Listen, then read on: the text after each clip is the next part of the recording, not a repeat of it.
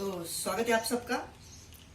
अब तक हमने देखा rotating magnetic field, cogging and crawling, और कल ही हमने देखा और डैम्पर वाइंडिंग। तो आज हम सीरीज वाइज जा रहे हैं, ठीक है। तो आज हम देखेंगे आर्मेचर रिएक्शन, ठीक है। तो मैंने पिछली वीडियो में भी ये डिस्कस किया था, alternator, salient pole rotor, armature winding. तो क्या होता है, हम डीसी सप्लाई देते हैं, यहाँ पर मेन फ्लक्स फाई एम। मैं आपको एक बात बताने वाला हूँ कि फाई ए और आर्मेचर रिएक्शन और ट्रांसफार्मर में होने वाला लेंज लॉ, जो कि ये देखिए, ये फॉर्मूला माइनस Q, माइनस मतलब ये जो लोड करंट है उसकी वजह से एक फाइव प्रोड्यूस होता है, वो मेन फ्लक्स को क्या करता है भाई, अपोज करता है। तो रिलेट करने वाले हैं हम, ठीक है। तो देखिए आगे, अभी मैंने डीसी सप्लाई दिया है, ठीक है। अभी डीसी सप्लाई देने की वजह से क्या हुआ, यहाँ पर एक मेन फ्लक्स प्रोड्यूस हुआ by the curly finger rule, और इसे ग्रिप रूल भी बोलते हैं, ठीक है। राइट हैंड थंब रूल भी बोलते हैं, ठीक है ना। तो देखिए अभी मैंने लगा दिया भाई ये आयरन रॉड, तो ग्रिप रूल लगाने की वजह से क्या हुआ, डायरेक्शन देखिए करंट की, तो फ्लक्स ऊपर की तरफ। आपको ये मालूम है, लेकिन फिर एक बार बताता हूँ, ठीक है। तो फ्लक्स यहाँ से निकलने शुरू हुए, डायरेक्शन कैसी, ऊपर की तरफ। तो आर्मेचर के साथ, वाइंडिंग के साथ क्या हुआ भाई, लिंक हुए। तो लिंक होने की वजह से क्या हुआ भाई, एक फ्लक्स प्रोड्यूस हुआ। तो यहाँ पर भी एक कंडक्टर है, इस कंडक्टर की वजह से यहाँ पर एक करंट फ्लो होगा, वो करंट क्या होगी, आईए, आर्मेचर करंट। उस आर्मेचर करंट की वजह से क्या होगा भाई, phi A armature reaction produce होगी। तो मैं आपको एक बात बताने वाला हूं कि यहाँ पर 3 ड्रॉप होते हैं, एक आर ए, एक एक्सएल, मतलब ये जो दिख रहा है आपको, ए लीकेज रिएक्टेंस, ये एक्सए, ये क्या है, आर्मेचर रिएक्टेंस। तो 3 ड्रॉप है, कौन कौन से, आप देखिए, आर ए, एक्सएल और एक्सए। इसे हम एक्सेस भी बोलते हैं, सिंक्रोनस रिएक्टेंस। तो अभी हम देखेंगे, इनमें से इननेग्लिजिबल है, मतलब है लेकिन बहुत ही कम मात्रा में, ठीक है। और ये जो एक्सेल है वो भी बहुत ही कम मात्रा में हो रहा है। और ये जो एक्सेल सबसे ज्यादा 83% जो ड्रॉप है, 83% ड्रॉप कौन सा होगा भाई, आर्मेचर रिएक्टेंस का। इसे हम इसे 5% भी बोल सकते हैं, या 7% भी बोल सकते हैं, और इसे रिमेनिंग 8% भी बोल सकते हैं। तो देखिए सबसे ज्यादा ड्रॉप किसका है, इस 83 का। मतलब ड्रॉप किससे हो रहा है भाई, आर्मेचर रिएक्शन से, एक्स ए। तो सबसे ज्यादा ड्रॉप कौन करता है, आर्मेचर रिएक्टेंस। तो देखिए अभी, तो अब आर्मेचर रिएक्शन देखिए। हमारे इलेक्ट्रिकल सिस्टम में 3 लोड होते हैं, कौन कौन से पता है आप सबको, रेजिस्टिव, इंडक्टिव और कैपेसिटिव। रेजिस्टिव को हम यूनिटी लोड मानते हैं, इंडक्टिव को हम लैगिंग लोड मानते हैं, और कैपेसिटर को लीडिंग लोड मानते हैं।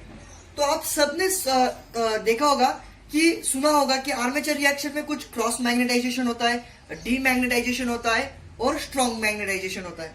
तो मैं आपको उसको कैसे क्रॉस बोलते हैं, कैसे dot cross magnetisation, strong magnetisation और डीमैग्नेटाइजेशन, ठीक है। तो देखिए अभी मैं लेता हूं यूनिटी लोड, कौन सा, यूनिटी, मतलब कौन सा, आर लोड, ठीक है। अभी देखेंगे कैसा होता है भाई।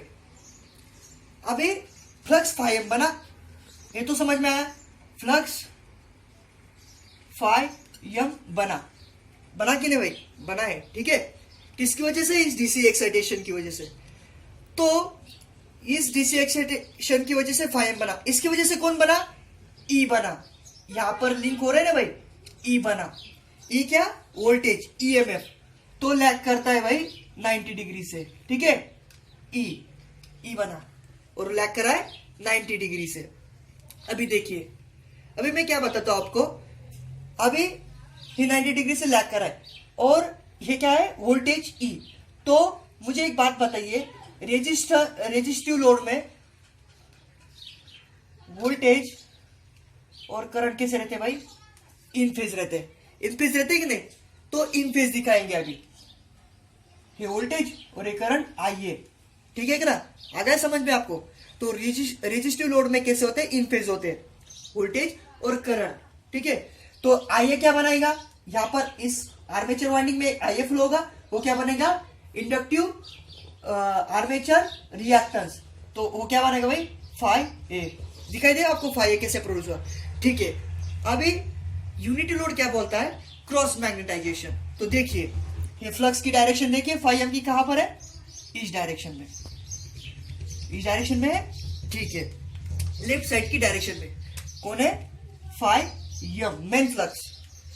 आगे देखिए, अभी आगे कौन है, ये जो डायरेक्शन दिख रही है आपको फाई ए की, कहां पर है, ऊपर की तरफ, ये कौन है, फाई ए। तो इसे क्या बोलते हैं आप, क्रॉस मैग्नेटाइजेशन। समझ में आया आपको, रेजिस्टिव लोड में कैसा होता है, नेचर कैसा होता है, क्रॉस मैग्नेटाइजेशन। तुम इसके एवरेज निकाले तो ये फाई इसको अपोज कर रहा है क्या, नहीं, जस्ट क्रॉस कर रहा है। तो इसे हम इसका फॉर्मूला लिखेंगे, phi resultant is equal to phi M plus क्या प्लस माइनस लिखते हैं, प्लस माइनस फाई ए। ये रहा यूनिटी के लिए, मतलब क्रॉस मैग्नेटाइजेशन का। समझ में आया, ठीक है। तो अभी हम आगे देखेंगे इंडक्टिव लोड। अभी इंडक्टिव लोड देखेंगे, ठीक है। इंडक्टिव लोड में अगर आप इंडक्टर देखें यल प्योरली इंडक्टिव, तो वो करंट क्या करता है, उस केस में लैग करता है प्योर 90 डिग्री से। कितने, 90 डिग्री से। अभी देखिए ये हमारा क्या, फाई एम, ठीक है। अब ये फाई एम और करंट क्या कर रहा है भाई, ये तो सेम रहेगा, ये क्या कर रहा है, लैग करेगा बाय 90 डिग्री से, क्या करेगा, फाई एम को लैग करेगा। अब इस केस में जो आई है अपना, आई ए जो यहां पर फ्लो होने वाली है, वो इस करंट वोल्टेज को 90 डिग्री से लैग करेगी कि नहीं करेगी, ठीक है। तो अब देखिए आप यहां पर मैं आपको कैसा है, अभी आपको समझ में आया होगा आपको ऑलरेडी। तो यहां पर क्या फ्लक्स बनने वाली है, तो यहां पर फाई ए बनने वाली है, ठीक है, फाई ए, क्योंकि आई ए और फाई ए इन फेज रहेंगे, ठीक है। तो यहां पर कौन सा मैग्नेटाइजेशन हो रहा है, डीमैग्नेटाइजेशन हो रहा है। देखिए ये फ्लक्स की डायरेक्शन फाई एम की लेफ्ट साइड में, और इसकी डायरेक्शन फाई ए और फाई एम अपोज कर रहे हैं, मतलब क्या हो रहा है, रिजल्टेंट फ्लक्स देखिए तो क्या है भाई, phi M minus phi A. तो मेन फ्लक्स, अगर मेन फ्लक्स क्या कर रहा है, कम हो रहा है, मेन फ्लक्स कम हो रहा है तो ई भी कम होगा। तो कैसा इफेक्ट दिख रहा है, डीमैग्नेटाइजेशन। तो हमें इस इफेक्ट को रिड्यूस करने के लिए एक्साइटेशन बढ़ाना होगा। तो आपको समझ में आया होगा, रिजल्टेंट फ्लक्स कम हो रहा है फाई एम, तो ईएमएफ जो जनरेटेड वोल्टेज है वो भी कम होगा, ठीक है। फेजर डायग्राम से आपको समझ में आया होगा। तो आगे देखिए, आगे कैपेसिटिव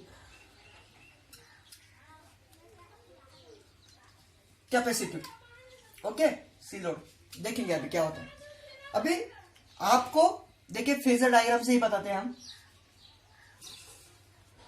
ये फाई एम, ठीक है, लैग करेगा भाई, कौन, ई लैग करेगा, कर रहा है कि नहीं, फाई एम को बाय 90 डिग्री।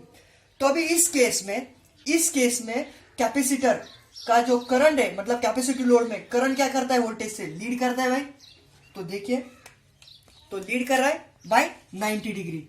यहां पर क्या है, आई है, और यहीं पर क्या रहेगा, फाई ए।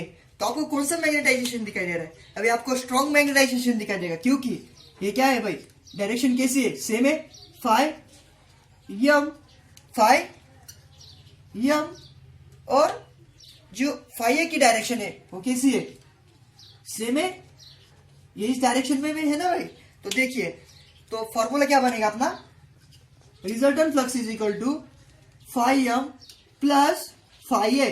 तो यहां पर ई कैसा रहेगा, मैक्सिमम रहेगा कैपेसिटिव लोड के पास, ठीक है। तो यही बताना था मेरे को, स्ट्रॉन्ग मैग्नेटाइजेशन, डीमैग्नेटाइजेशन और क्रॉस मैग्नेटाइजेशन।